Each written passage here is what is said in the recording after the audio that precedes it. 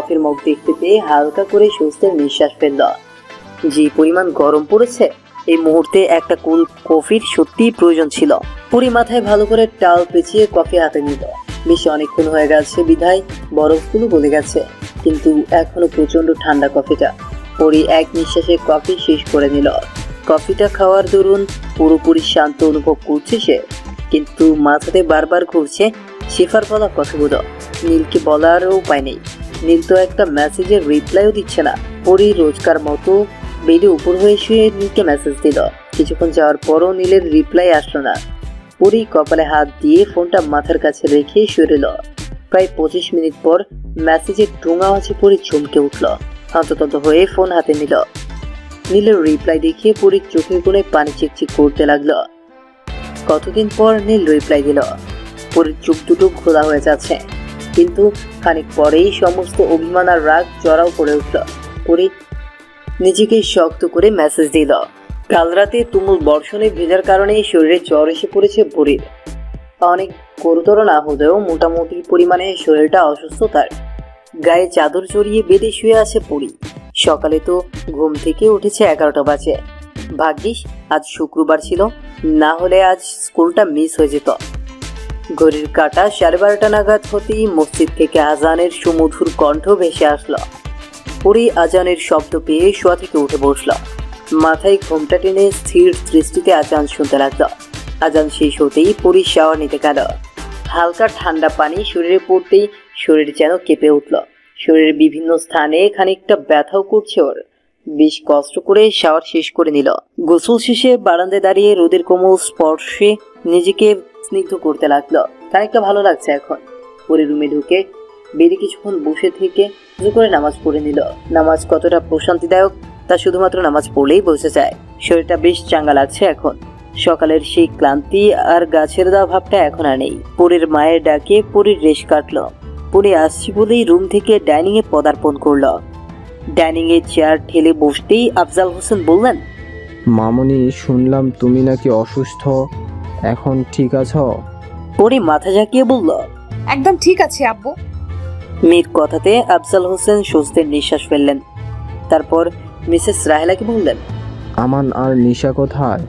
Mrs Rahela ভাত বাড়তে বাড়তে বললেন, ওরা তো আব্বা আর মায়ের সাথে ছোট মামার বাড়িতে গেছে। আফজাল হোসেন ছোট্ট করে বললেন, ও। মিসেস রাহেলা পরীর মাথাতে হাত রেখে তাপমাত্রা মেপে নিলেন। পরীর শরীরটা এখনো গরম। মিসেস রাহেলা ভ্রু কুঁচকে বললেন, একটা ওষুধ দিব, খেয়ে নিবি, এখনো শরীরটা গরম। ঔষধের কথা শুনতেই পরী নাক কুঁচকালো। বাবার দিকে অসহায় দৃষ্টিতে চেয়ে আছে। আফজাল হোসেন মুখ চেপে হাসছেন। মামের কথাতেও উনি ঢুকবেন না বলেই স্থির করলেন। তার উপর এটা পরীর অসুস্থতার বিষয়, কোনো মতেই স্যাক্রিফাইস করা যাবে না। কারো দিকে তাকিয়ে লাভ নেই, তা পরী বুঝে গেল। কিছুটা খাবার খেয়ে মায়ের দেওয়া ঔষধটা নাক চেপে গেলে নিল। মিসেস রাহেলা মুচকি হেসে বললেন, এখন যা, রেস্ট নে। পরী সম্মতি জানিয়ে নিজের রুমে চলে আসলো। সকাল থেকে শরীরটা অসুস্থ হওয়াতে পরী ফেসবুকে অ্যাক্টিভ হতে পারেনি। ইস, কাল যে নীলকে মেসেজ দিল সেটাই তো আর দেখা হলো না। পরী সাইড টেবিল থেকে ফোনটা নিয়ে ফেসবুক লগ ইন করে নিল। বেশ কিছু মেসেজের শব্দে পরীর চোখ মুখ কুঁচকে উঠল। পরী শুধু নীলের সাথে কথা বলতে স্বাচ্ছন্দ্য বোধ করে। পরী অন্য মেসেজগুলো ঠেলে নীলের মেসেজটা বের করলো। গোটা গোটা অক্ষরে লেখা। পরী দেখতেই একটু গুলুমুলুই বটে, তবে অন্য কেউ মোটি বললে পরী তেলে বেগুনে জ্বলে ওঠে। কিন্তু এই মুহূর্তে নীলের বলা এই উক্তিটাকে পৃথিবীর সুমধুর বাক্য বলে মনে হচ্ছে। পরী আনমনে হাসতে লাগলো। দিন চলতে লাগলো তার নিজস্ব গতিতে। পরী বোধহয় জীবনের এক অদ্ভুত কষ্ট নিয়েই জন্মেছিল, না হলে নীল কথা বলা বন্ধ করে দিত না। সেই দিনের মিস করার কথাটা বলার পর নীল পরীকে আর কোনো রিপ্লাই দেয়নি। আজ প্রায় 7 মাস হয়ে গেল। হাজারো মেসেজেরও ভিড়ে নীলের কোনো রিপ্লাই নেই। পরী এখন আর আগের মতো কাঁদে না। যতটা সম্ভব নিজেকে সামলে নিয়েছে, কিন্তু বেহায়া মন প্রায়ই অশান্ত হয়ে যায় আর শুরু হয় অশ্রু বর্ষণ। এভাবেই দিন কাটতে লাগলো। সকল পাওয়া না পাওয়ার মাঝে নবম শ্রেণী থেকে 10ম শ্রেণীতে অ্যানুয়াল পরীক্ষাও হয়ে গেল। রেজাল্ট দেওয়ার পরপরই মন কিছুটা শান্ত হয়েছে। রেজাল্ট মোটামুটি ভালোই হয়েছে। সামনে একটাই লক্ষ্য, এসএসসি পরীক্ষায় ভালো করতে হবে। আদা জল খেয়ে নেমেছে পরী। চেষ্টা করছে ভালো মতো পড়াশোনা করতে। এর পাতা খুলেও মাঝে মাঝে নীলের নাম পাওয়া যায়। পরীর নামটাকে ঠোঁট ছোঁয়ানোর জন্য আগাতেই এক অদৃশ্য দেয়াল বাধা দেয়। পরী মলিন হেসে পাতা উল্টে নেয়। ভাগ্য তাকে কোন দিকে নিয়ে যাচ্ছে তা সত্যি দুর্বিষহ। মাথায় দুই বিনুনি বেঁধে, কাঁধে স্পোর্টস ব্যাগ ঝুলিয়ে সাদা কেডস মাঠে দৌড়াচ্ছে। মাথায় দুই বেনুনি বেঁধে, কাঁধে স্পোর্টস ব্যাগ ঝুলিয়ে সাদা কেডস পায়ে মাঠে দৌড়াচ্ছে পরী। আজকে যে স্কুলে ফাইনাল স্পোর্টস, একটি বছর পর কাঙ্ক্ষিত দিন, যার জন্য অধীর আগ্রহে সবাই অপেক্ষা করে। স্টেজের কাছে এসে চোখ মুখ কুচকে কানে হাত দিয়ে একে সরি দেখাচ্ছে। কোমরে দু হাত কুচে দাঁড়িয়ে আছে। পরী কাঁধে ব্যাগটা টেবিলে রেখে বলল, হঠাৎ করে লেট হয়ে গেল রে, রাগ করিস না, মাত্র 23 মিনিটই তো দেরি হয়েছে। হিয়া ভ্রু কুচকে বলল, এটা কি মাত্র বলছিস তুই? পরী হিয়ার হাত ধরে টেনে নিয়ে বলল, এখন যা, না হলে আমাদের কাজগুলো করতে লেট হবে। হিয়াও আর কথা বাড়ালো না, পরীর সাথে কাজে ব্যস্ত হয়ে পড়ল। পরীর টিমকে এই অনুষ্ঠানের অতিথিদের অভ্যর্থনা জানানোর জন্য দেওয়া হয়েছে। এক এক টিমে 5 জন করে। পরের টিম সাধ্যমতো অতিথিকে অভ্যর্থনা জানালো। ফর্মালিটি শেষ হতেই পরী সহ সবাই স্বস্তির নিঃশ্বাস ফেলল। কিছুক্ষণের মাঝেই খেলা শুরু হবে। সবার মাঝেই উত্তেজনা কাজ করছে। বিশাল মাঠের চারিদিকে হাজারো মানুষ দাঁড়িয়ে আছে। সবার এক উদ্দেশ্য, খেলা দেখা। পরীর দুই নয়ন দিয়ে পুরো মাঠ কয়েকশো বার দেখে নিল। পরীর চোখ চোরা পাগলের মতো কাউকে খুঁজে চলছে। হিয়া পরীর কাঁধে হাত রেখে বলল, পেলি? পরী ছল ছল নয়নে মাথা ঝাঁকিয়ে বলল। হিয়া দীর্ঘশ্বাস টেনে পরীকে 2 হাতে জড়িয়ে মাথায় হাত বুলিয়ে দিতে লাগলো। স্কুল ব্যাগ কাঁধে পরী ছুটছে। একবার ঘড়ির দিকে তাকাচ্ছে, তো আবার রাস্তার দিকে। কাল রাতে যে কোন গবেটের মুখ দেখে ঘুমিয়েছিল কে জানে। আজ স্কুলে বিশেষ কনফারেন্স মিটিং আছে। যেহেতু পরী 10ম শ্রেণীর ক্লাস ক্যাবিনেট, সেহেতু এই মিটিংয়ে পরীর থাকাটা বিশেষ জরুরি। দীর্ঘ 15 মিনিট দৌড়ের গতিতে ছুটে পরী স্কুল গ্রাউন্ডে পৌঁছল। কোমরে হাত গুজে হাঁপাতে লাগলো। স্কুলের টিউবওয়েল থেকে 1 বোতল পানি ভরে আবার ছুটতে লাগলো। 2 তলা পেরিয়ে 3 তলায় মিটিং রুমে পৌঁছতেই পরী স্তব্ধ হয়ে রইল। একজন স্যার নেই। স্টুডেন্টরা গালে হাত গুজে দাঁড়িয়ে আছে। কি আজব, স্যাররাই টাইমে আসে না। পরী শুধুই ছুটে এলো। নিজের প্রতি রাগ হচ্ছে। এই মিটিং এর জন্য শুধু এনার্জি লস করলো। পরী বিরক্তি নিয়ে কনফারেন্স রুম থেকে বেরিয়ে আসলো। বারান্দার পাশে রাখা চেয়ারটা টেনে বসে বার কয়েক শ্বাস নিল। ব্যাগ থেকে ওয়াটার বোতল বের করে ঠক ঠক করে পানি খেয়ে নিল। একেই তো ঘুম থেকে উঠে দৌড়ে এসেছেন, তার উপর স্যাররাও আসেনি। পরীর খুবই বিরক্ত লাগছে। স্যারদের মাঝে যদি সময়ের কোনো খেয়াল না থাকে তাহলে কি করে চলে। পরী গালে হাত দিয়ে বসে রইল। কিছুক্ষণ পর স্যারদের আসতে দেখে পরী চেয়ার থেকে উঠে দাঁড়ালো। স্যারদের সালাম জানাতেই হেড স্যার বললেন। পরী মাথা ঝাঁকিয়ে সম্মতি জানালো। ক্লান্তি নিয়ে স্যারের পিছু গেল। কনফারেন্স রুমে প্রায় 25 মিনিট ধরে বসে আছে সবাই, কিন্তু স্যাররা নিজেদের মতো আলোচনাতে ব্যস্ত। স্টুডেন্টরা তো কথাও বলতে পারছে না, তাই সবাই ইনোসেন্ট ফেস নিয়ে স্যারদের দিকে তাকিয়ে আছে। 40 মিনিটের মাথায় স্যারদের আলোচনা শেষ হলো। হেড স্যার গলা পরিষ্কার করে বললেন, ডিয়ার স্টুডেন্ট, প্রতি বছরই আমরা স্টাডি ট্যুরে যাই, কিন্তু শুধুমাত্র 9ম আর 10ম শ্রেণীর স্টুডেন্টদের নিয়ে।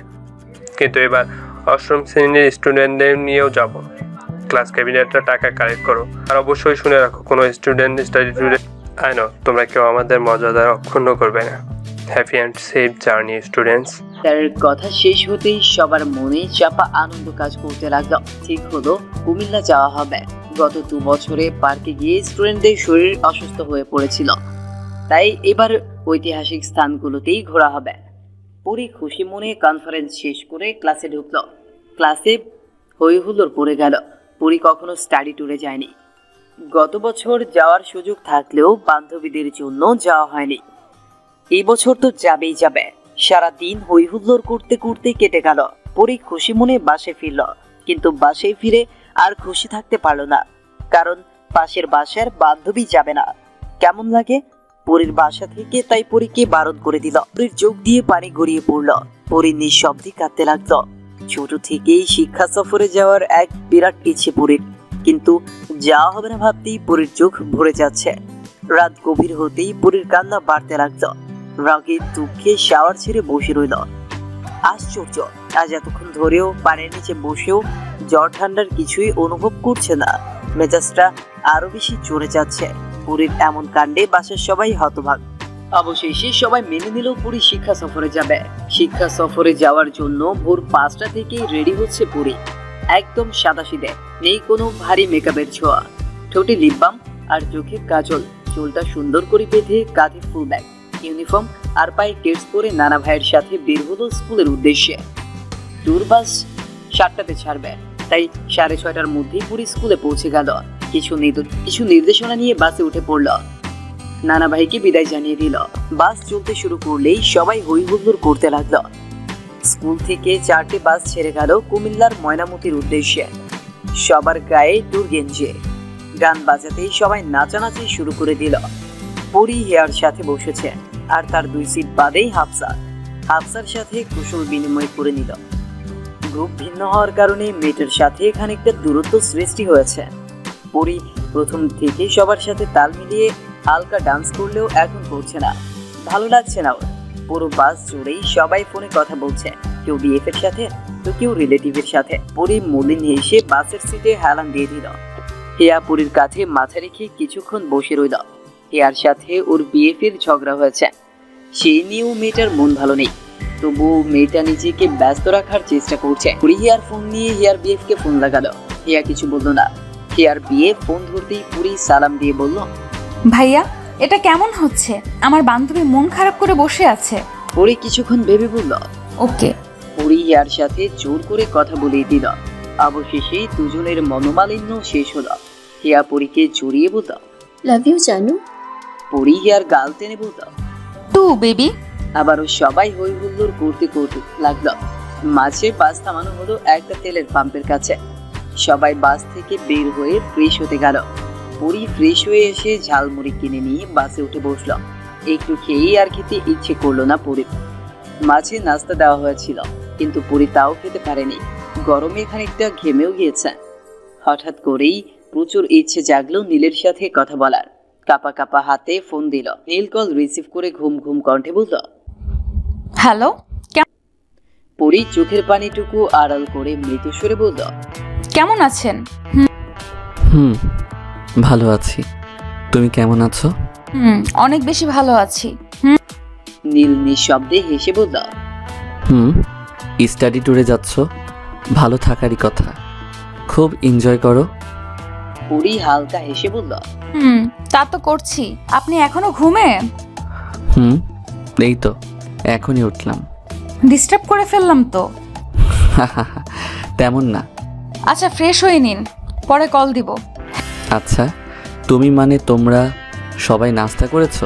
হ্যাঁ, কিন্তু খেতে ভালো লাগছিল না।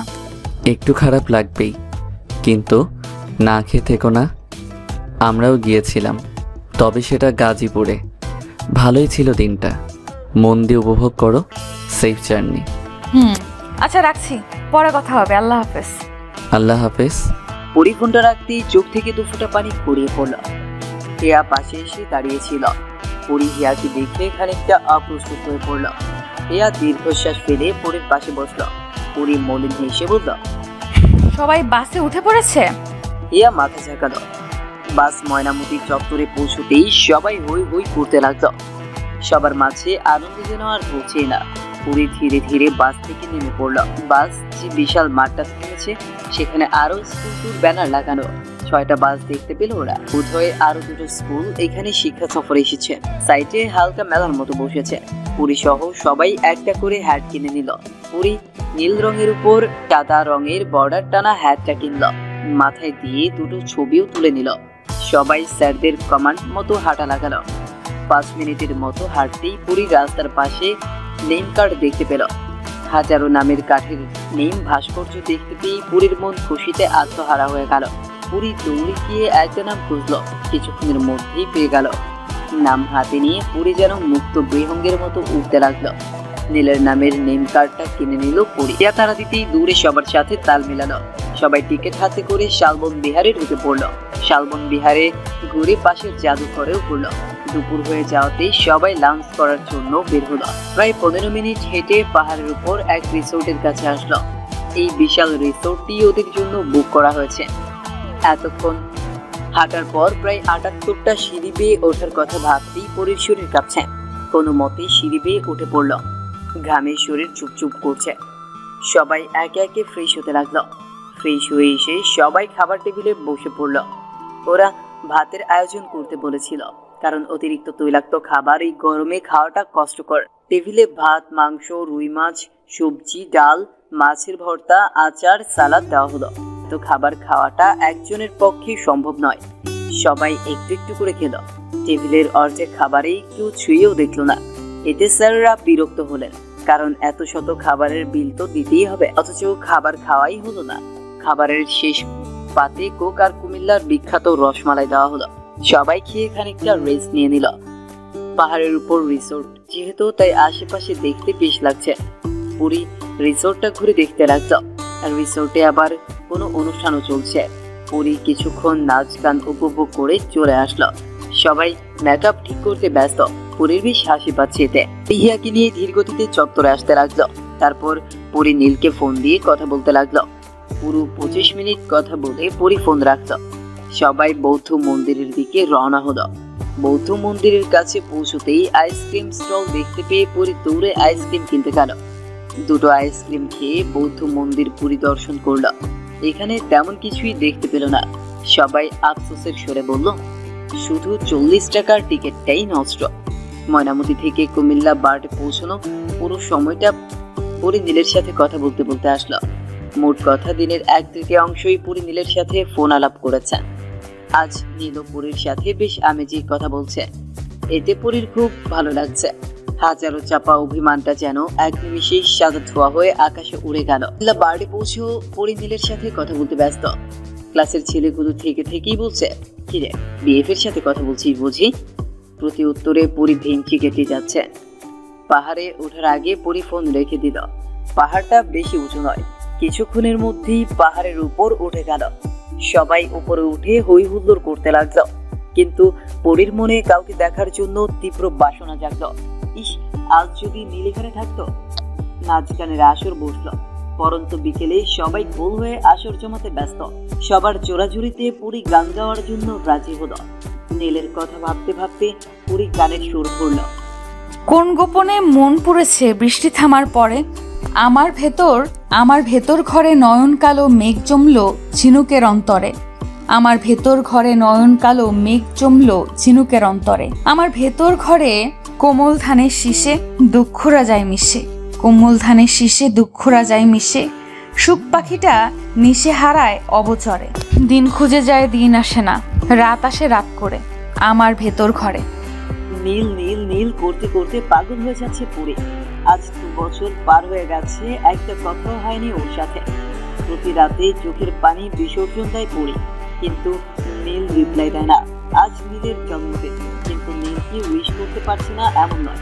পুরি উইশ করেছে, কিন্তু নীল রিপ্লাই দিচ্ছে না। পুরীর কষ্টে বুকটা ফেটে যাচ্ছে।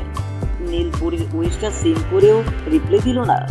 মধ্যরাতে পুরি ব্যস্ত লোকালয়ের দিকে তাকিয়ে কাঁদতে লাগলো। রোজই কাঁদে, আর ওর সঙ্গ দেয় চাকতারারা। এসএসসি পরীক্ষার সময় চোখের দেখা দেখেছিল, সেটাও যে 1 বছর হয়ে গেল। পুরি অঝরে কাঁদতে লাগলো। হঠাৎই তুমুল বর্ষণে পুরি হকচকে উঠল। পুরি চমকে আশেপাশে তাকালো। নীলকে পাশে বসে থাকতে দেখে খানিকটা ঘাবড়ে গেল। হঠাৎই সমস্ত ঘটনা মনে পড়তেই পুরি নিঃশব্দে হাসলো। নীলের পাশে বসেই ঘুমিয়ে পড়েছিল পুরি, আর স্বপ্নে ভেসে উঠেছিল তার লাল নীল রঙা অতীত। এখনো ভাবতে পারছে না নীল তার পাশে বসে আছে, তাও তার স্বামী হিসেবে। নীল চোখ পিটপিট করে তাকাতেই দেখলো তুমুল বৃষ্টিতে পুরি আর নীল ভিজে যাচ্ছে। আজ পুরীর কাছে মাথা রেখে এতটাই শান্তির ঘুম দিয়েছে যে 2 মিনিট ধরে যে বৃষ্টি তাকে ভিজিয়ে যাচ্ছে তাতে ওর ঘুম ভাঙেনি। নীলপরীর দিকে তাকাতেই পুরি চোখ সরিয়ে নিল। নীলপরীর হাত ধরে ছাদের শেষ প্রান্তে নিয়ে গেল। এখনো আকাশে আধো আধো আধার বিরাজ করছে। রক্তিম আকাশে সূর্য এখনো পরিপূর্ণভাবে উঠতে পারেনি। বৃষ্টিতে ভিজেই পুরীকে নীল সূর্য ওঠার দৃশ্য দেখতে লাগলো। পুরীকে পেছন থেকে ধরে রাখায় নীলের মুখ থেকে পানি গড়িয়ে পুরীর মুখে পড়ছে। পুরী তার সাদরে গ্রহণ করছে। কি শান্তি দৃশ্যে। সূর্য পরিপূর্ণভাবে উঠে গেলেই পুরীকে নিয়ে নীল রুমে চলে আসে। দুজনেই ভিজে কুটকুট হয়ে আছে। নীল পুরীকে বলল, তুমি চেঞ্জ করে নাও, আমি অন্য ওয়াশরুমে চেঞ্জ করতে যাচ্ছি। পরি মাথা ঝাঁকিয়ে সম্মতি জানালো। কভার থেকে জামা নিয়ে বাথরুমে চলে গেল। নীল পরীর যাওয়ার দিকে কিছুক্ষণ তাকিয়ে মৃদু হেসে অন্য রুমে চলে গেল। আর রান্নাঘরে রান্না করছেন মিসেস রোজিনা, তাকে সাহায্য করছেন বাসার কাজের মেয়েটা। নাম ময়না, বয়স 17 হবে। গায়ের রং খানিক চাপা, কিন্তু মুখের গড়ন সুন্দর, আর দেখে মনেই হয় না কাজের মেয়ে। ময়নার বাবা মা আর ছোট ভাইটাও এই বাসাতে কাজ করে আজ 2 বছর প্রায়। পদ্মার পাড়ে ছিল ওদের বাড়ি। ভাগ্যের নির্মম পরিহাসে নদী ভাঙনে ঘর ছাড়া হয় ওরা। তারপর থেকেই ওরা এই বাড়িতে কাজ করে, কিন্তু ওদের দেখলে মনে হয় না ওরা যে কাজের লোক। ময়না 9ম শ্রেণীতে পড়ে, আর ওর ছোট ভাই মানিক 5ম শ্রেণীতে পড়ে। 2 বছর পড়াশোনাতে পিছিয়ে গেছে ওরা। নীলের বাবা হানিফ আহমেদ ওদের আবার স্কুলে ভর্তি করে দেয়। পড়াশোনার পাশাপাশি ছোটখাটো কাজও করে দেয় ওরা।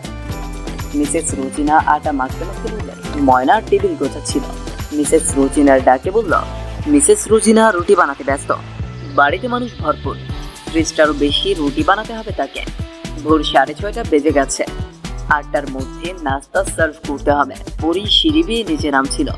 হানিফ আহমেদকে সোফায় বসে পেপার পড়তে দেখে সালাম জানালো। এই বাড়িতে সবাই এত সকালবেলা ঘুম থেকে ওঠে তা পরির জানা ছিল না। হানিফ আহমেদ মৃদু হেসে বললেন। পরি মাথা ঝাঁকালো। হানিফ আহমেদ পরিকে ইশারা করে বসতে বললেন। পরি হানিফ আহমেদের পাশে বসতেই হানিফ আহমেদ পরির মাথায় হাত বুলিয়ে বললেন, আমি কিন্তু তোকে নিজের মেয়ে ভেবে নিচ্ছি, তুই আবার শ্বশুর ভাবিস না, নিজের বাবা ভাববি। হানিফ আহমেদের কথাতে পরির চোখে কিঞ্চিত পানি চলে আসলো। এই মানুষটাও এত আপদ করে নিয়েছে তাকে। পরির চোখের কোণে পানি দেখে হানিফ আহমেদ খানিকটা কঠোর গলাতে বললেন, আমি আমার মেয়ের চোখে পানি দেখতে চাই না, এক ফোঁটাও পানি যেন না পড়ে, তাহলে খুব বকা দেব। হানিফ আহমেদের কথাতে পরি ফিক করে হেসে দিল। হানিফ আহমেদ হাসলেন। পরি নিজেকে যথেষ্ট স্বাভাবিক করার চেষ্টা করছে। সমস্ত ঘটনা তার কাছে আবছা হলেও পরি জানে নীল সবকিছু যেন বুঝেই করছে। নীলের প্রতি আঘাত বিশ্বাস পড়ে, যদিও গত 3 বছর দেখা হয়নি আর প্রায় 4 বছর কথা হয়নি। পরি হাসি থামিয়ে বলল, কি খাবেন আব্বু? হানিফ আহমেদ ভ্রু কুঁচকে বললেন, তুমি করে বলবি, তোর আব্বুকে কি তুই আপনি করে বলিস? পরি মাথা ঝাঁকিয়ে বলল, তাহলে আমাকে আপনি করে বলিস কেন? আর ভুল হবে না আব্বু, এখন বলো নাস্তাতে কি বানাবো? মা তুই অসুস্থ, এখন তোকে কিছু বানাতে হবে না, আর তোর আম্মু তো নাস্তা বানাচ্ছেই। তাহলে আম্মুকে সাহায্য করি। পরির কথাতে হানিফ আহমেদ মৃদু হেসে বললেন, আচ্ছা যা, দেখ কাজ করতে দেয় কিনা। পরি উঠে দাঁড়িয়ে বলল, জোর করে করব। হানিফ আহমেদ হালকা হাসলেন। পরিকে অনেক আগে থেকেই চেনেন উনি। মেয়েটার সাথে কখনো কথা না হলেও মেয়েটা কতটা নম্র ভদ্র আর মিশুক তা উনি জানেন। আর সম্পূর্ণ ভালোবাসার কাঙাল, একটু ভালোবাসা পেলে আঁকড়ে ধরে। পরিকে তো প্রথম দিন থেকেই ওনার পছন্দ, তাই তো চেয়েছিলেন পরির সাথে নীলের সম্বন্ধ পাকা করে রাখতে, কিন্তু ছেলের জন্য পারেননি। নীল সেদিন বাদনা সাজলে হয়তো আজ এভাবে ওদের বিয়েটা হতো না। হানিফ আহমেদ দীর্ঘশ্বাস ছেড়ে পেপার পড়তে লাগলেন। মিসেস রাহেলা আর আফজাল হোসেন সোফায় হারাত নিয়ে বসে আছেন। কালকের ঘটনাটা তাদের মাথায় ঢুকছে না। কোথা থেকে ওই ছেলেটা এসে পড়লো, আর কে বাই ছেলে? মাথাটা ফাটা হয়ে যাচ্ছে। মেয়েটার যে কোনো ক্ষতি হবে না এই বিষয়ে ওনারা নিশ্চিত, কারণ নীল পরীকে বিয়ে করে নিয়েছে। তাছাড়া পরী কোনো বাধাও দেয়নি, তার মানে নীলকে পরী আগে থেকেই চেনে। নীলের সাথে যদি পরীর সম্পর্ক থেকেই থাকে, তাহলে মিসেস রাহেলা যখন পরীকে জিজ্ঞেস করছিল তখন পরী বলেনি কেন? যদিও বললেও প্রান্তের সাথেই ওনারা বিয়ে দিতে চাইতেন। ওনার মায়ের ইচ্ছে ছিল যে ওনারাই বা কি করতে পারতেন। কেউ কি চায় সংসারে অভিশাপ লেগে যাক? আফজাল হোসেন দীর্ঘশ্বাস ফেলে বললেন, রাহেলা, আমি কমিশনার সাহেবের নীলটিকাকে আর আমার মেয়েকে আমি ফেরত চাই। কি পেয়েছে কি? আমি বিয়েটা কি কোনো ছেলে খেলা? আমি যতদূর যাওয়া দরকার যাব। মিসেস রাহেলা তেমন কিছু বললেন না। তিনি ভাবছেন, ছোট থেকেই তো মেয়েকে বলেছি কখনো জোর করে বিয়ে দিব না। মেয়েকে সব সময় আশ্বাস দিয়েছি।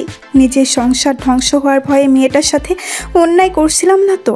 তার মাথাটা ফাঁকা ফাঁকা লাগছে। সবকিছু কেমন ঘুরিয়ে যাচ্ছে। সুলতানা বেগম রাগে কচকচ করছেন। এই এতদিনের সাজানো প্ল্যান ওই নীল বলে ছেলেটা ভেঙে দিল। সবকিছু শেষ মুহূর্তে এসে শেষ হয়ে গেল। ছেলেটা বিয়ের খরচ বাবদ 15 লাখ টাকার চেক ধরিয়ে দিয়ে পুরীকে বিয়ে করে নিল, আর উনি সেটা চুপচাপ দেখে নিলেন। সুলতানা বেগমের ইচ্ছে করছে সমস্ত কিছু ছুঁড়ে ফেলে দিতে। ওপর থেকে নেমে ভাইয়ের পাশে বসলেন। আফজাল হোসেন এক পলক চেয়ে আবার ভাবনাতে বিভোর হলেন।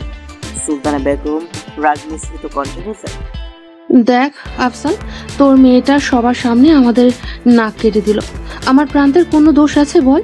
আমার বাড়িতে কি ভালো থাকতো না? আমার 3 ছেলে মেয়ের পর প্রান্ত, সবার আদরেরও। পরি কি আমার বাসাতে আদর পেত না? কিন্তু তা না করে ওই ছেলেটার সাথে পালিয়ে গেল। আফজাল হোসেন বোনের কথাতে খানিকটা বিরক্ত হলেন। আর যাই হোক না কেন, তার মেয়ে পালিয়ে যায়নি। যদিও পুরী বিয়েতে বাধা দেয়নি, কিন্তু এতে বলা যায় না পুরী পালিয়ে গেছে। ছেলেটা তো সবার মাথায় বন্দুক ঠেকিয়ে তারপর বিয়ে করেছে। আফজাল হোসেন ধীর কণ্ঠে বললেন, দেখ আপা, পরি পালিয়ে যায়নি। তানা বেগম কথাটা শুনে খুব বেশি খুশি হতে পারলেন না। তিনি বললেন, তা পরীকে কবে ফিরিয়ে আনবি? বিয়েটা তো দিতেই হবে, তাই না? তানা বেগমের কথায় মিসেস রাহেলা রেগে গেলেন। নিজের রাগকে যথাসম্ভব নিয়ন্ত্রিত করে বললেন, আপা, এটা কি ধরনের কথা? পরীর তো বিয়ে হয়ে গেছে, এখন সামনে কি হবে তাই নিয়েই চিন্তা। তারপর না প্রান্তের সাথে বিয়ে। তাছাড়া পরীর খবরটা তো পেতে হবে। মেয়েটার কি হলো, কেমন আছে, কিছুই তো জানি না আমরা।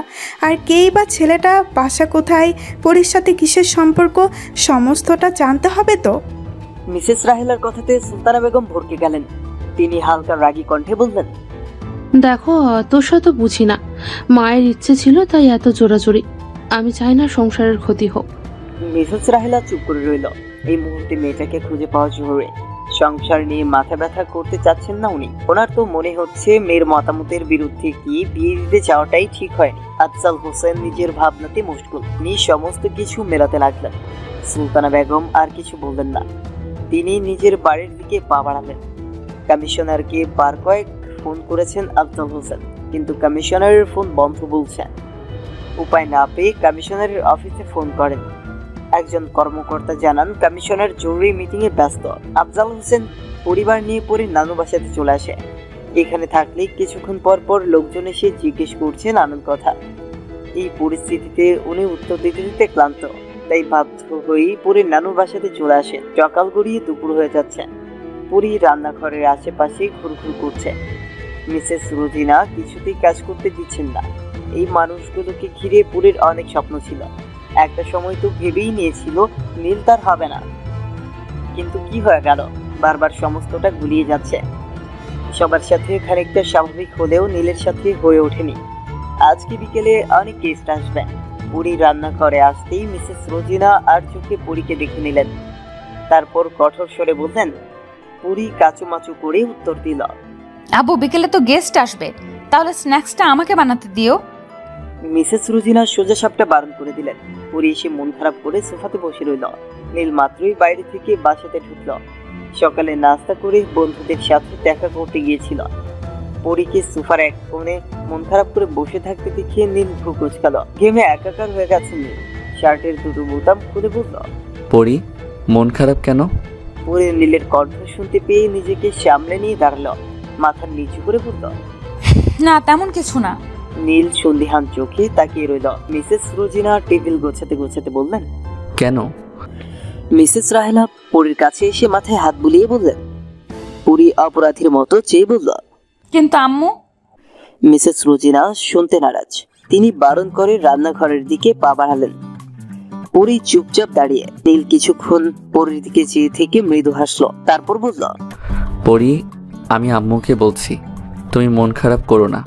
পরী এক পলক নীলের দিকে চেয়ে চোখ ফিরিয়ে নিল। নীল রান্নাঘরে যেতেই পরী মলিন হাসলো। সবকিছু কেমন স্বপ্নের মতো মনে হচ্ছে। আচ্ছা, স্বপ্ন ভেঙে গেলেই কি সব মিথ্যে হয়ে যাবে? হঠাৎ করেই পরীর বাবা মায়ের কথা মনে পড়ে গেল। ইস, আব্বু আম্মু খুব রেগে আছে না? কিন্তু পরী তো প্রান্তকে বিয়ে করতে চায়নি, তাহলে ও কেন জোর করে বিয়ে দিতে চায়? পরীর চোখ থেকে এক ফোঁটা পানি গড়িয়ে পড়ল।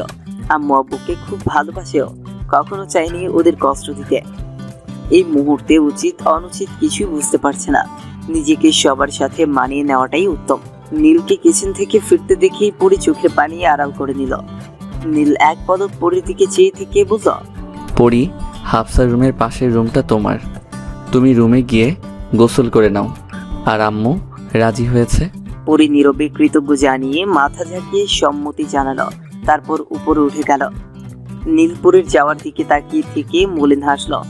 নীল জানে পরি ওকে ভালোবাসে, বহু সময়ের প্রয়োজন। একই ঘরে থাকাটা পরির কাছে অস্বস্তিকর হবে। নীল নিজের মনে বলতে লাগলো, আহ, নিজের বিয়ে করা বউকে নিজের থেকে আলাদা রাখতে হচ্ছে। উফ, শ্বশুর মশাই, খুব তাড়াতাড়ি আপনাদের বোঝাতে হবে দেখছি। আর ফুপি শাশুড়ি, আপনি তৈরি থাকুন, জামাই রাজা আসছে খুব তাড়াতাড়ি। এইটুকু বলেই নীল বাঁকা হাসলো, যার অর্থ কেউ জানে না। দুপুরের শেষ সময় অনেক সাথে দাঁড়িয়ে আছে। এই গ্রামীণ পরিবেশটা তার বেশ মনে ধরেছে। যদিও এই পুরো বাড়িটাই আধুনিকতায় ভরপুর, আশেপাশেও বেশ আধুনিকতা রয়েছে। দীর্ঘ 17 বছর লন্ডনে ছিল কিনা, সেই 8 বছর বয়সে বাবা মায়ের হাত ধরে নিজের দেশ ছেড়ে লন্ডনে পাড়ি দিয়েছে। গত 17 বছরে পৃথিবীর বহু দেশে ঘুরলেও নিজের জন্মভূমিতে আসা হয়নি। বাবা মা ভালোবেসে বিয়ে করেছিল বলে দাদা তাদের মেনে নেয়নি, তেজ্যপুত্র করেছিল। অনেকের বাবা মা আলাদা করেই সংসার করে। তারপর অনেক হয়। অনেকের যখন 8 বছর তখন ওর দাদা মারা যান। অনেকের বাবা মা যখন দেখতে যায় তখন ওর কাকারা বাসা থেকে বের হয়ে যেতে বলে। অনেকের বাবার আগে অভিমানে তখনই বউ বাচ্চা নিয়ে বেরিয়ে আসেন। কিছুদিনের মাঝেই লন্ডন যাওয়ার সুযোগ পেয়ে যায়। সেই থেকেই ওদের লন্ডনে পথ চলা। অনেক ছাদের এক কোণে গিয়ে একটা সিগারেট ধরলো। সিগারেটে সুকান দিচ্ছিল, আর তখনই একজোড়া চোখ অনেকের দিকে তাকিয়েছিল। অনেকটা কাছে হওয়াতে সিগারেটের ধোঁয়াতে কাশতে লাগলো। কারো উপস্থিতি টেরতে অনেক সিগারেট ফেলে দিল। পেছনে ফিরে তাকাতেই হাফসাকে দেখতে পেল। হাফসাকে দেখে সৌজন্যমূলক হাসি দিল। আপনি স্মোকিং করেন? হাফসার কথাতে অনেক ভ্যাবাচেকা ছিল। কেন স্মোকিং করতে পারে না সে? 5 ফিট 10 ইঞ্চি লম্বা, উজ্জ্বল ফর্সা গায়ের রং, লন্ডনের স্মার্ট ছেলে, যে বড় বড় কনফারেন্স মিটিং চুরি মেরে করে নেয়।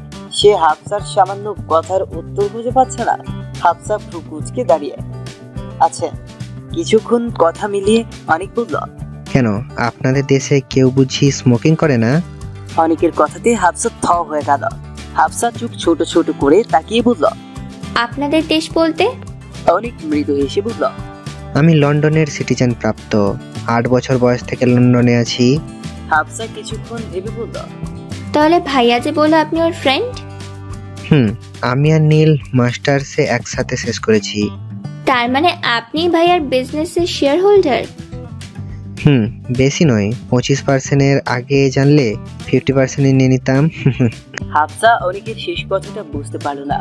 হাফসা কৌতূহলী হয়ে বলল, মানে হলো নীল গত 3 বছরে যে সাফল্য পেয়েছে তা আমার বাবা 17 বছর ধরেও পায়নি। অবশ্য নীল অনেক বেশি পরিশ্রম, আর লাস্ট ইয়ারের রেজাল্টে তো আমরা সবাই হতবাক। যেহেতু নীল বিডিতে ভালো স্টুডেন্ট ছিল না, সেখানে লন্ডনের মতো দেশে এমন অবিশ্বাস্য রেজাল্ট। হাফসা মুগ্ধ হয়ে সব কথা শুনছিল।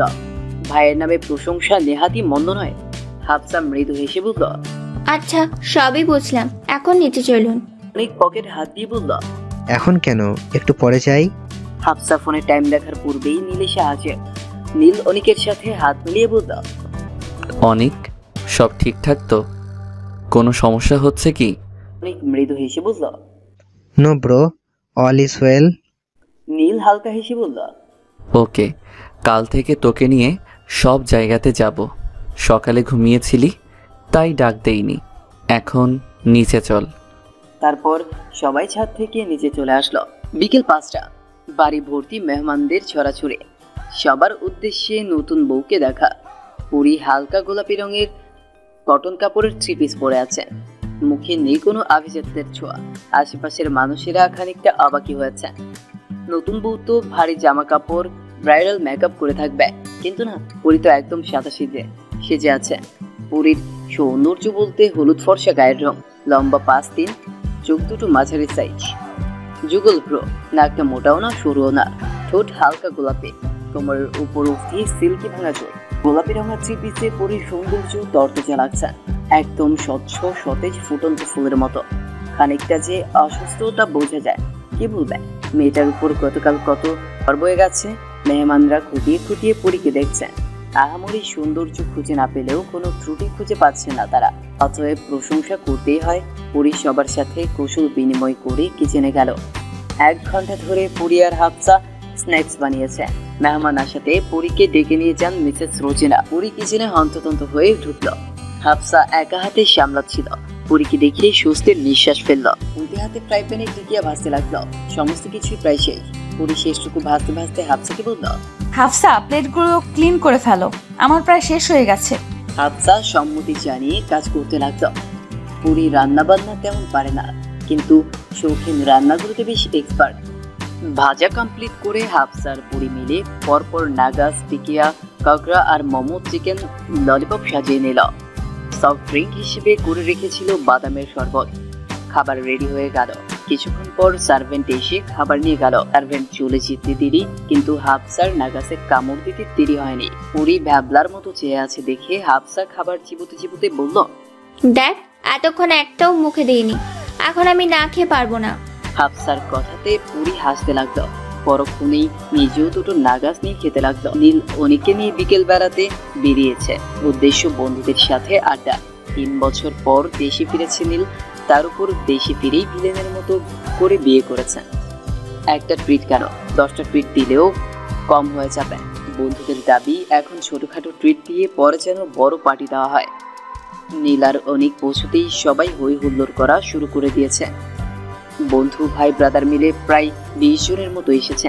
সবার সাথে অনেকের পরিচয় হয়নি, তাই প্রথমে অনেকের সাথে সবাইকে পরিচয় করিয়ে দিল নীল। অনেক খুব তাড়াতাড়ি সবার সাথে মিশে যাচ্ছে। কেউ দেখে বলবেই না এই ছেলে লন্ডনের বাসিন্দা। সবাই বিশাল বড় পানির উপর একটা ক্যাফেতে বসে আছে। কফি হাতে আড্ডা দিতে দিতেই নীল বলল, তো বলুন, আপনাদের কিভাবে সেবা করতে পারি? লিমন বলল। লিমনের কথাতে সবাই অট্ট হাসিতে মেতে উঠল। অনেক বলল, লিমন, আমাদের নীল কিন্তু বিশাল মাপের প্রেমিক। এই প্রেমিক তার প্রেমিকাকে ভালোবাসার কথা বলেনি, আর না প্রেমিকা বলেছে, অথচ দুজনে টুপ করে বিয়েও করে নিল। এত করো, এতে কারো বিন্দুমাত্র অভিযোগও নেই। ইন্টারেস্টিং প্রেম কাহিনী, তাই না? ভাবছি এই প্রেম কাহিনীর মুভি বের করব। তারপর আমরা বিলিয়ন ইনকাম করে বিল গেটসকেও হার মানাবো। সবাই একসাথে বলল, ও সেই আইডিয়া। নীল হাসতে হাসতে বলল, এগুলো তোমরা বুঝবা না মামা। রাফি আগ্রহ নিয়ে বলল। সবাই একসাথে বলে উঠলো, ঠিক ঠিক ঠিক। নীল কানে হাত দিয়ে বলল, আব্বে, আমার বউটাকে কি বিধবা বানাতে চাচ্ছিস নাকি? এইভাবে চিৎকার করলে তো যখন তখন হার্ট ব্রেক মেরে দিবে। ওকে বলছি, আগে তো অর্ডারটা কর। নিশাদ বলল, কার কি লাগবে লিস্ট করে দে, ওদের কম্পার্টমেন্টে গিয়ে অর্ডার করতে হবে। সবাই একে একে খাবারের মেনু লিখে দিল। বাকি সবাই ইটালিয়ান, চাইনিজ নিলেও অনেক আর নীল বাঙালি খাবার অর্ডার দিল, কারণ ওরা এসব খেতে খেতে বিরক্ত। সবাই সফট ড্রিঙ্ক হিসেবে আদা শেক নিল। এটা এই কেফের স্পেশাল আইটেম, আজ থেকে 7 বছর পূর্বে। রাবিশ নীল, একটা 10-11 বছরের বাচ্চা মেয়েকে তুমি ভুলতে পারছো না? ছি, কেন পারছো না ভুলতে? আয়নায় দাঁড়িয়ে নিজের প্রতিচ্ছবিকে বারবার প্রশ্ন করছিলেন। 3 দিন আগে বন্ধুর বড় বোনের বিয়েতে যায় নীল। হঠাৎই একটা বাচ্চা মেয়ে দৌড়ে আসে। বাচ্চা মেয়েটা নীলকে পাস করতে গিয়ে নীলের সাথে ধাক্কা খায়। নীল ফোনে কথা বলছিল, ধাক্কা লেগে ফোনটা পড়ে যায়। নীল বিরক্তি নিয়ে তাকাতেই ছোট্ট মেয়েটা জড়সড় হয়ে যায়। ঘেমে একাকার, চোখে ভয়, মনে হচ্ছে আর একটু পরে কেঁদে দিবে। নাকের ডগাটা লাল হয়ে গেছে। নীল এক দৃষ্টিতে মেয়েটির দিকে তাকিয়ে থাকে। মেয়েটা কিছুক্ষণ দাঁড়িয়ে থেকে দৌড়ে পালিয়ে যায়। নীল মেয়েটার যাওয়ার দিকে বেশ কিছুক্ষণ তাকিয়ে থাকে। ধ্যান ভাঙতেই নীল আপন মনে হাসে। মেয়েটা বেশ ভয় পেয়েছিল। নীল ফোনটা তুলে কথা বলতে ব্যস্ত হয়ে পড়ে। আজ 3 দিন হয়ে যাওয়ার পরেও নীলের মনে বারবার মেয়েটার কাঁদো কাঁদো মুখটা ভেসে উঠছিল। কি মিষ্টি লাগছিল মেয়েটিকে, কিন্তু এই ছোট্ট মেয়েটিকে বারবার কেন মনে করছে নীল? নীলের মাথা ফাঁকা হয়ে যাচ্ছে। 18 বছর বয়সী ছেলে, আর যাই হোক, এই 11 বছর বয়সী মেয়ের মধ্যে এমন কিছু দেখতে পারে না যার জন্য এইভাবে মনে পড়বে। নীল নিজেকে সামলে নিয়ে ভাবে মেয়েটা মিষ্টি ছিল, তাই বারবার হয়তো মনে পড়ছে। মাঝে কেটে যায় 1.5 বছর। নীলের এসএসসি পরীক্ষা শেষ হয়ে গেছে। ভার্সিটির জন্য স্কুল থেকে সার্টিফিকেট লাগবে। সেই 10টা থেকে নীল লাইব্রেরির আশেপাশে ঘুরছে, কিন্তু হেড স্যার দেখা নেই। 11টা বাজতে চলল। স্যার নাকি 7ম শ্রেণীর স্টুডেন্টদের ক্লাসে গেছেন। নীল বিরক্তি ঠেলে 7ম শ্রেণীর ক্লাসে ঢুকলো। ক্লাসে এসে স্যারকে দেখতে না পেয়ে বের হতে লাগলো। ঠিক তখনই একটা কণ্ঠস্বরে নীল থমকে গেল। এই তুই আমার সিটে বসেছিস কেন? আমি প্রথম সিট ধরেছি, তুই তোর সিটে যা। নীল পেছনে ঘুরে তাকাতেই দেখলো সেই মেয়েটা। নীল অবাক হয়ে কিছুক্ষণ তাকিয়ে থেকে ক্লাস থেকে বের হয়ে গেল।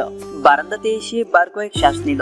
এই মেয়েটাকে তো নীল মাথা থেকে ঝাড়তেই পারছে না।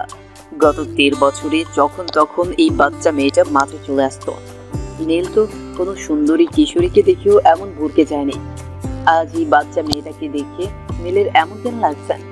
নীল ক্লাসরুমের সাইডে দেখে নিল, এটা তো 7ম শ্রেণীর খ শাখা, তার মানে তো হাফসো এই শাখাতেই পড়ে। নীল আর না দাঁড়িয়ে দ্রুত স্থান ত্যাগ করলো। আজ 2 সপ্তাহ পার হয়ে যাওয়ার পরেও নীল মেয়েটাকে ভুলতে পারছে না। বারবার মনে পড়ে যাচ্ছে। নীলের বেশ অস্বস্তি হচ্ছে। রাত 1টা বাজে, শীত প্রায় চলে এসেছে। নীল রুম থেকে বের হয়ে সোজা ছাদে চলে আসলো। ট্রাউজারের পকেট থেকে সিগারেট বের করে সুটান দিতে লাগলো।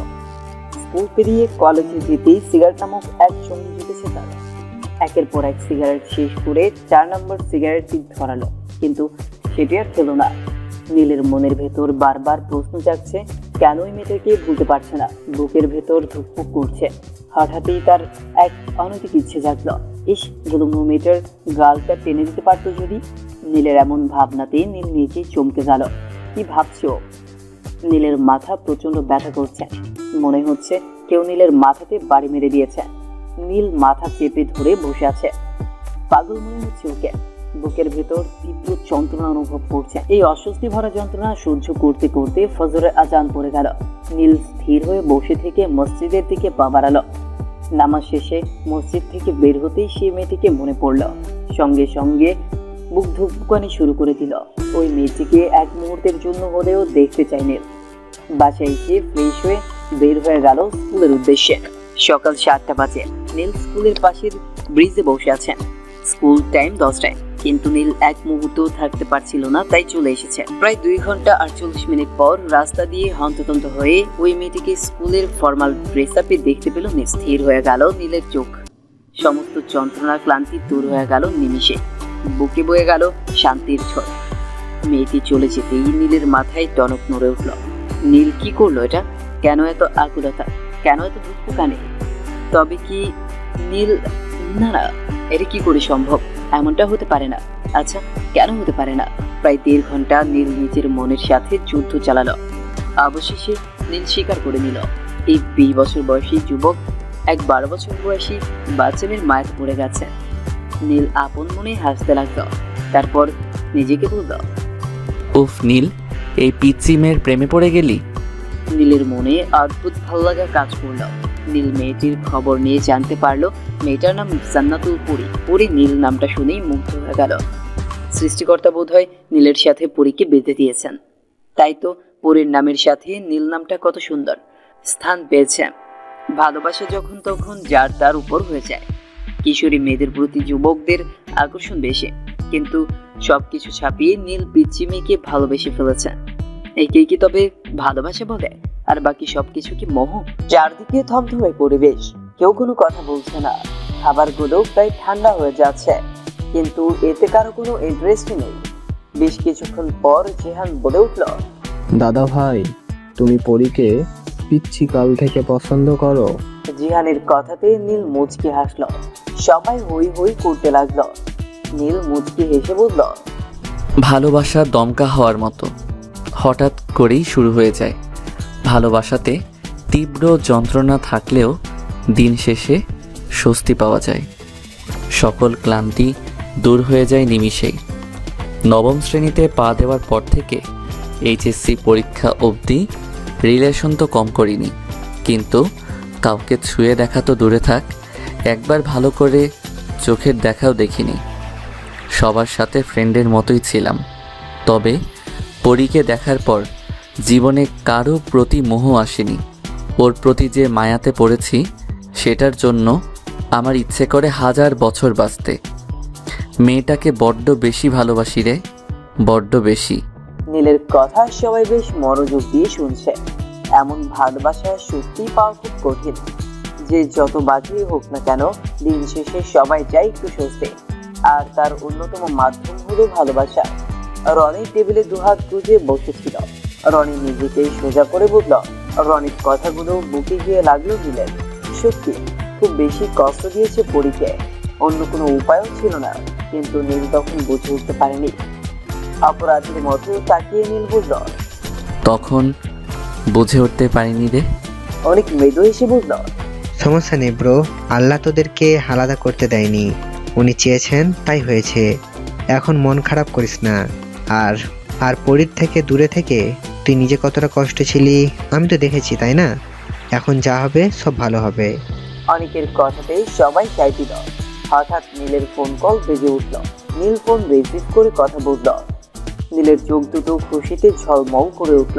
নীল ফোন রাখতেই সবাই জিজ্ঞাসা দৃষ্টিতে চেয়ে রইল। নীল ফোন থেকে কিছু একটা বের করে সবাইকে দেখালো। সবার মুখে খুশির ঝলকানি।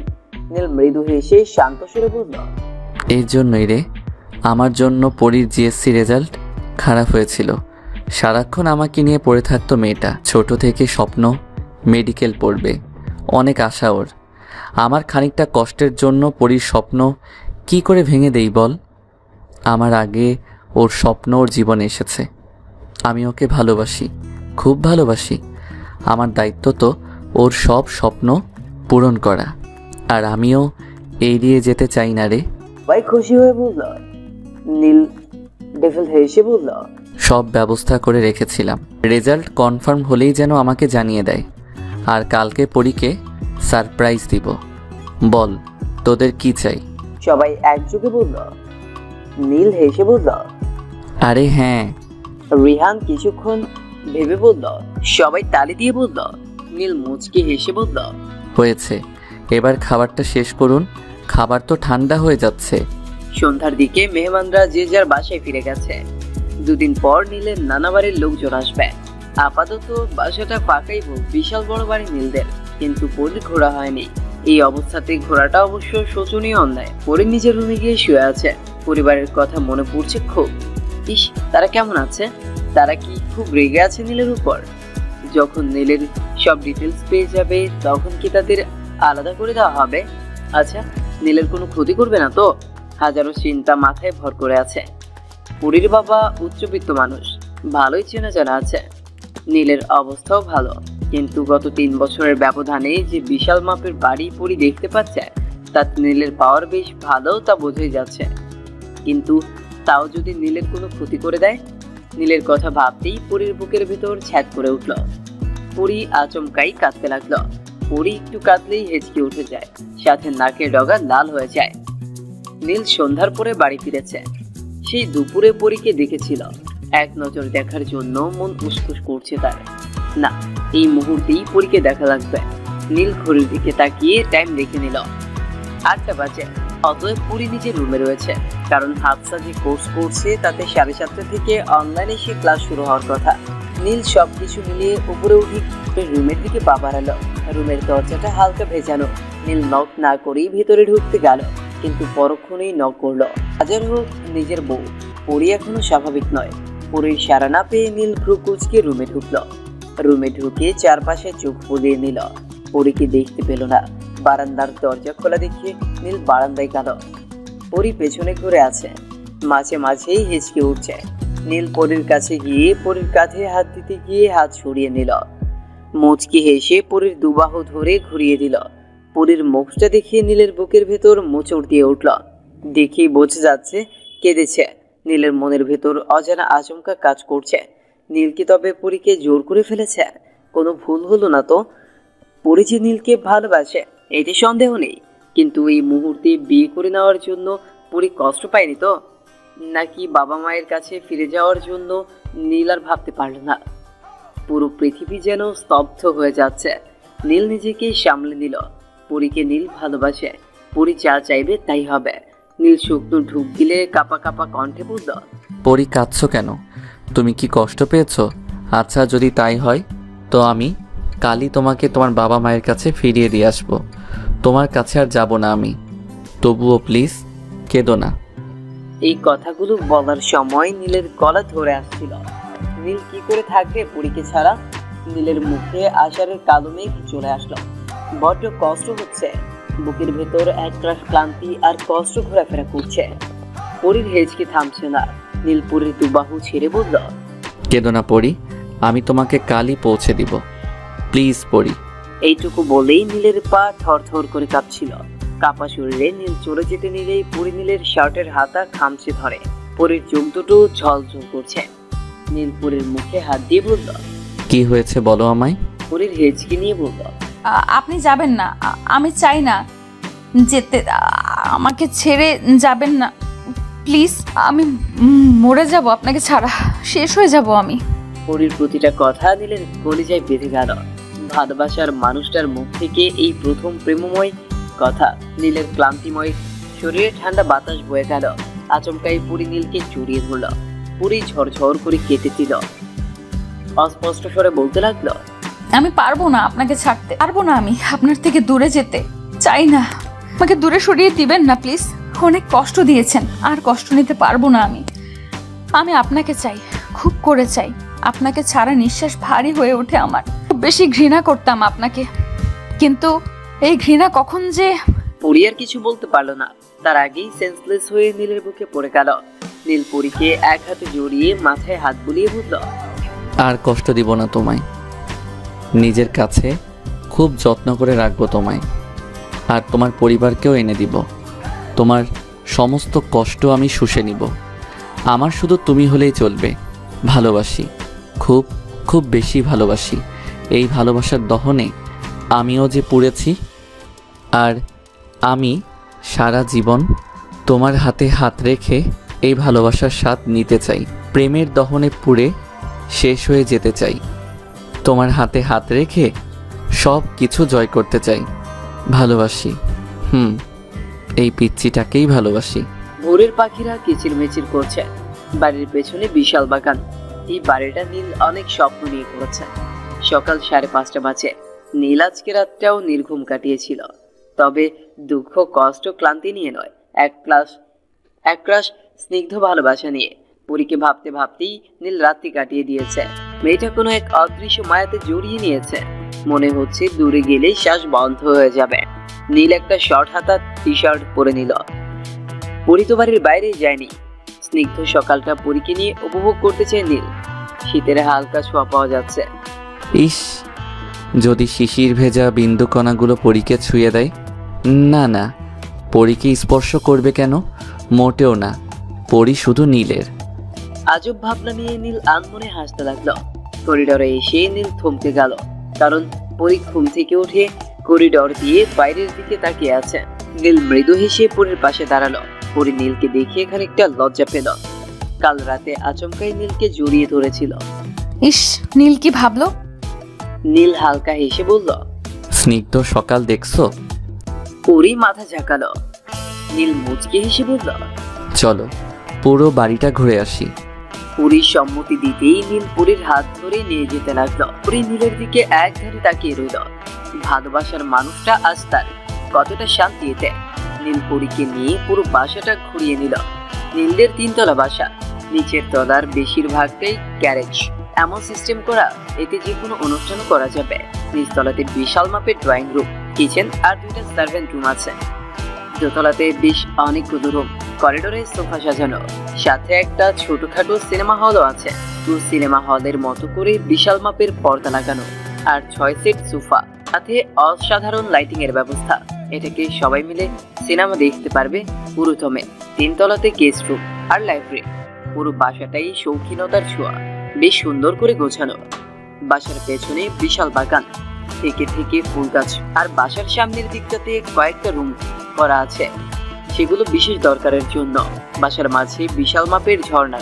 পুরো বাড়িটা ইন্ডিয়ান সিরিয়াল বাসার মতো। গ্রামের দিকটাতে এত সুন্দর বাসা না আশা করাটাই স্বাভাবিক। পরি আর নীল হাঁটতে হাঁটতে বাসার শেষ প্রান্তে এসে পড়েছে। নদীর পাশেই নীলদের বাড়িটা, সিঁড়ি ঘাটলা করা আছে। পরি ইচ্ছে করছে নীলের হাত ধরে নদীর পানিতে পা ভিজাতে, কিন্তু সংকোচ কাজ করছে মনে। পরির ভাবনাতে ছিট কাটলো নীল। মিষ্টি হেসে নীল বলল, পরি চলো নদীর পাড়ে গিয়ে পা ভেজাই। পরির চোখ উজ্জ্বল হয়ে গেল। নীল হাত ধরে পরিকে নিয়ে নদীর পাড়ে গেল। নীল পরির হাত ধরে টেনে সিঁড়ির ঘাটলাতে বসিয়ে দিল। তারপর বেশ কিছুক্ষণ সময় নিয়ে নীল আর পরি পাশাপাশি বসে পা ভেজালো। নীল থেকে থেকেই পরির দিকে তাকিয়ে মৃদু হাসছে। আচমকাই নীল পরির কপালে উষ্ণ ঠোঁট ছুঁয়ে দিল। পরি কেঁপে উঠতেই নীল পরিকে এক হাতে জড়িয়ে বলল, আই লাভ ইউ পরি। নীলের মুখে ভালোবাসার কথা শুনে পরির চোখ দুটো জলজল করে উঠল, সাথে লজ্জাও লাগছে।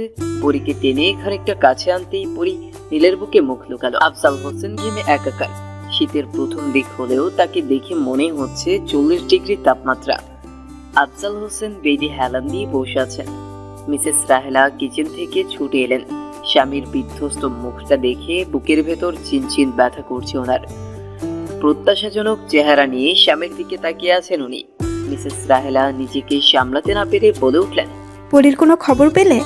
আফজাল হোসেন দীর্ঘশ্বাস ফেলে বললেন, কমিশনারের কাছে গিয়েছিলাম, কিন্তু কমিশনার কিছুক্ষণ অপেক্ষা করতে বললেন। তারপর উনি নীলকে নিয়ে এসেছিলেন। নীলকে বলেছি আমার মেয়ে কোথায়। নীল বলেছে টেনশন নেবেন না, 2 দিন সময় দিন, সব প্রুফ নিয়ে আপনাদের সামনে হাজির হব। আর পরি ভালোই আছে। মিসেস রাহেলা বললেন, নীল ছেলেটাকে কিছু জানতে পারলে? আফজাল হোসেন দীর্ঘশ্বাস ফেলে বললেন, সেটা এখন বলছে 2 দিন বাদেই নাকি সব বলবে। মিসেস রাহেলা কাঁদতে কাঁদতে বললেন, আমার মেয়েটা ভালো আছে তো?